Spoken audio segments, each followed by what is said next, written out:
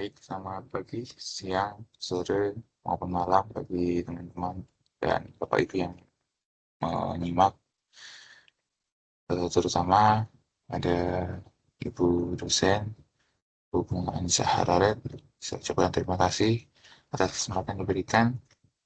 Pada video kali ini saya akan bahas tentang eh, tugas UAS yang jadi syarat bagi saya, yaitu eh, membahas tentang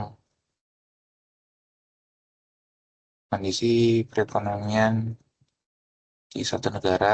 Saya ambil contoh negara Argentina. Kali ini dalam kacamata analisis makroekonomi.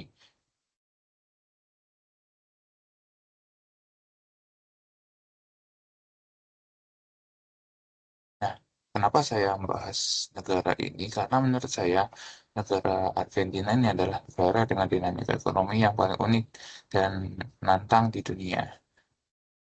Nah, dari ini kita akan bahas dan membedah periode krusial dari tahun 2022 hingga pertengahan tahun 2024, di mana negara ini mengalami transisi ekstrim dari krisis hiperinflasi menuju upaya stabilisasi ya secara radikal.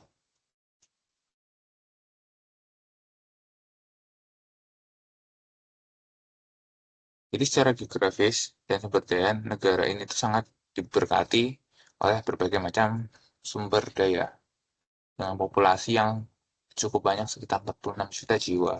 Mereka adalah raksasa di sektor pertanian, energi, dan pertambangan, terutama di kawasan Amerika Latin. Namun, ada paradoks yang lumayan kontras di sini. Negara kaya ini terus dirongrong oleh penyakit kronis ekonomi seperti inflasi yang tak terkendali, mata uang yang terus anjlok, defisit anggaran bertahun-tahun, dan ketergantungan yang sangat tinggi pada utang IMF.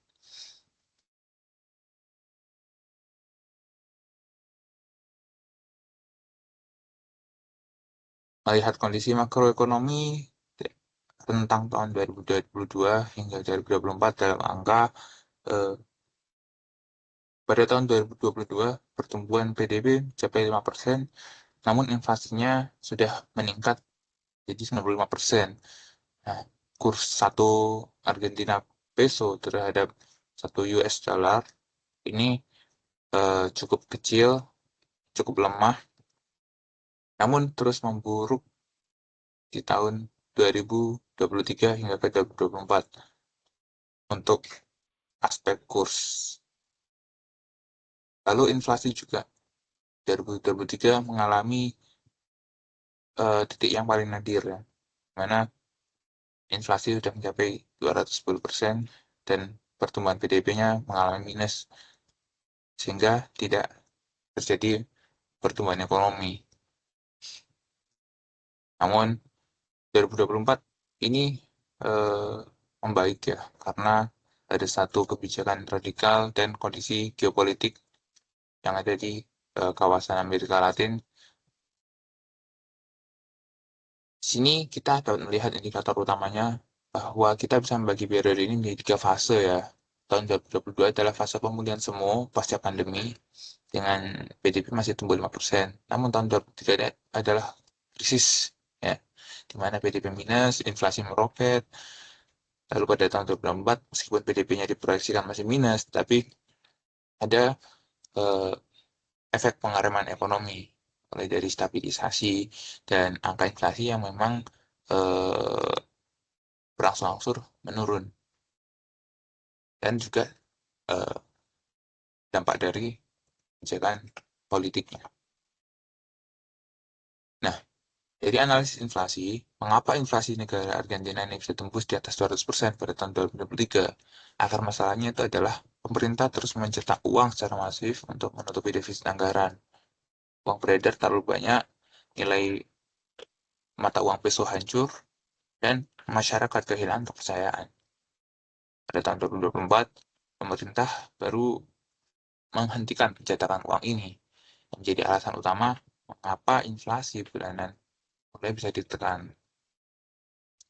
Sebagai data tambahan, akibat inflasi tinggi ini dan dicabutnya subsidi pada awal tahun 2024, tingkat kemiskinan di Argentina melonjak menyentuh angka 55-57%, lebih dari separuh populasi. Hal ini adalah sebuah paradoks yang cukup menyedihkan, mengingat negara ini adalah lumbung daging dan gandum, di mana rakyatnya sendiri kesulitan beli makanan.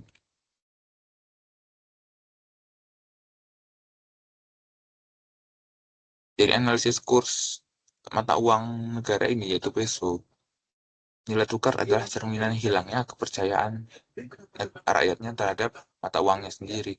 Di tahun 2022 dan 2023 terjadi devaluasi besar-besaran dan muncul gap yang sangat lebar antara kurs resmi pemerintah dengan kurs pasar gelap. Jadi pada tahun 2023 hingga 2024,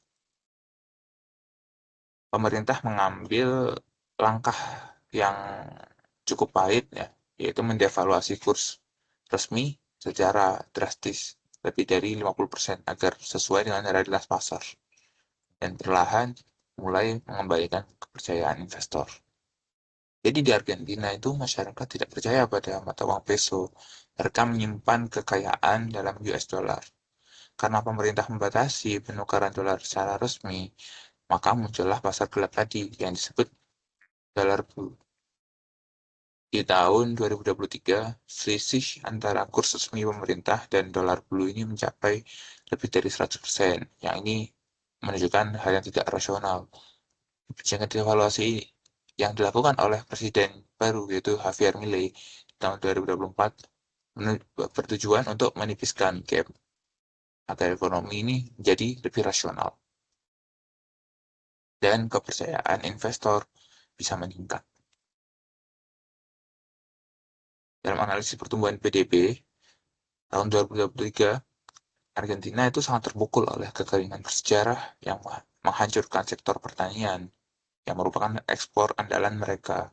Di tahun 2024, kontraksi ekonomi mencapai minus 1,3%. Yang terjadi ini bukan karena faktor alam saja, melainkan efek dari shock terapi atau pengetatan anggaran pemerintah yang memukul daya beli masyarakat dalam jangka pendek. Namun, hal ini bertujuan untuk menyehatkan ekonomi dalam jangka panjang.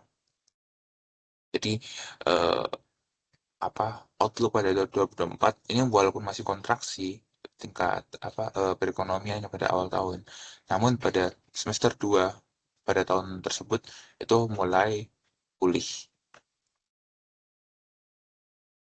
Dari sisi neraca perdagangan, Argentina ini sangat bergantung pada komoditas seperti kedelai, jagung, dan daging sapi. Nah, eh, celakanya pada tahun 2023 ini Argentina mengalami kekeringan yang membuat neraca mereka darah-darah. Namun, kabar baiknya pada tahun 2024, panen kembali normal dan ada peningkatan yang cukup drastis dari sektor energi. Neraca perdagangan mereka kembali surplus. Eh, Hal ini itu sangat dibutuhkan oleh negara untuk menambah cadangan devisa. Berkat pemotongan juga dari pemerintah melalui pemotongan anggaran yang cukup radikal. Pada kuartal 1 tahun 2024, Argentina mencatatkan surplus fiskal dan finansial juga. Hal ini merupakan pencapaian pertama kali sejak tahun 2008. Dan hal ini juga membuat pasar keuangan global dan investor menyambut baik, meskipun rakyat di akar rumput sangat menderita karena pencabutan subsidi listrik dan transportasi. Dari sisi keunggulan ekonomi Argentina, eh, yaitu ada satu neraca pembayaran. Namun pada tahun 2023, karena ada anjlok dari sisi ekspor, Argentina hampir kehabisan cadangan devisa dolar untuk membayar impor dan mencicil utang pada IMF. Memasuki tahun 2024, berkat surplus neraca perdagangan dan disiplin fiskal, Bank Sentral Argentina akhirnya bisa kembali mengakumulasi cadangan devisa.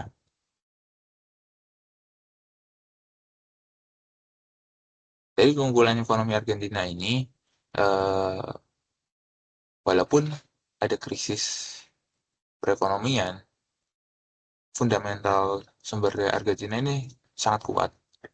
Mereka bukan hanya lumbung pangan dunia terutama di komoditas gandum.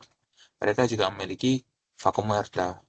Vaca Muerta ini adalah salah satu cadangan gas serpih atau shale gas terbesar di dunia.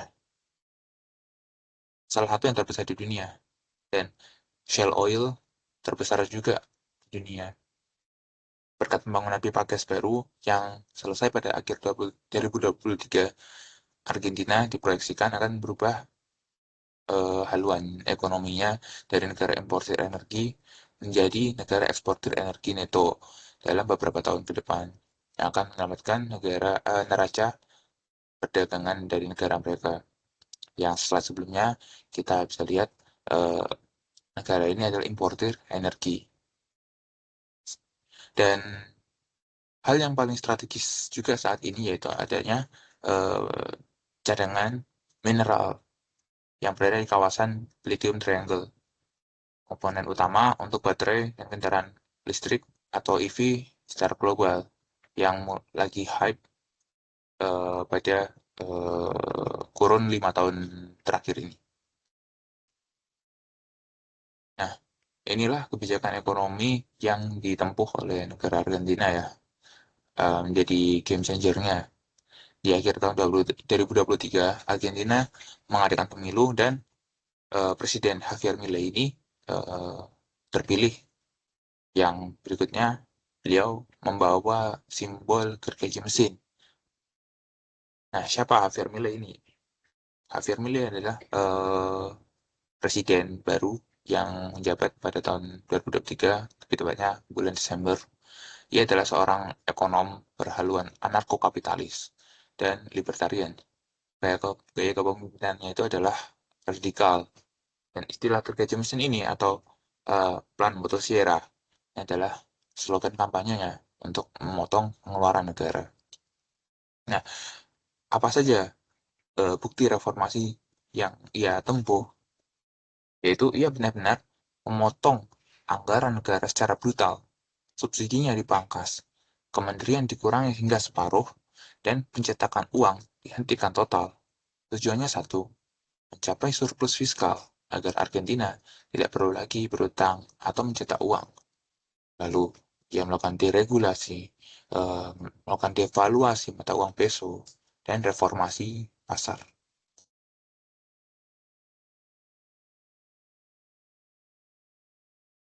Dalam analisis SWOT, secara ringkas, kekuatan dari negara ini adalah serta peluangnya, yaitu adalah Argentina jelas ada pada keunggulan sumber daya alam, transisi energi hijau melalui cadangan litiumnya, dan ekspor pangan. Namun, kelemahan negara ini terletak pada utang dan inflasi yang harus segera ditambal. Lalu ancaman dari luar yang terbesar itu bukan ekonomi, melainkan ancaman sosial politik, terutama kondisi geopolitik yang dinamis di wilayah Amerika Latin. Nah, karena ada rongrongan dari luar, apakah masyarakat Argentina mampu bertahan dengan kebijakan pengetatan yang se-ekstrim ini? Kita akan lihat ke depan eh, perkembangannya. Nah, prospek ekonomi yang ada di Argentina yaitu Argentina sedang berada pada ruang operasi dalam tanda kutip. Pada tahun 2022 hingga 2023 itu adalah masa kritis saat Argentina sedang sakit-sakitnya. Pada tahun 2024 itu adalah masa operasi dengan pil pahit reformasi fiskal. Angka makroekonomi meliputi inflasi dan cadangan devisa mulai membaik. Namun, tantangan real di lapangan seperti kemiskinan dan turunnya daya beli masyarakat masih menjadi PR besar. Lalu juga hal ini dapat memicu instabilitas politik dan sosial. Kesimpulannya, Argentina ini sedang berada fase transisi dari krisis menuju stabilisasi. Namun, tantangan-tantangan seperti inflasi, beban utang, dan dampak sosial ini menjadi PR bagi pemerintah untuk dapat segera diperbaiki. Nah, apa pelajaran yang bisa dipetik dari kondisi perekonomian Argentina? Kekayaan alam yang melimpah itu tidak menjadi jaminan negara ini bisa maju jika negara tersebut dan oleh pemerintahannya tidak memiliki disiplin fiskal dan kebijakan moneter yang kredibel, dan kebijakan populis seperti mencetak uang untuk subsidi pada akhirnya akan dihukum oleh mekanisme ekonomi dengan cara inflasi yang hyper dan bisa memiskinkan rakyatnya sendiri. Sekian paparan saya kali ini. Terima kasih atas antusiasmenya dan partisipasinya. Eh, Selamat pagi, siang, sore, malam. Assalamualaikum warahmatullahi wabarakatuh.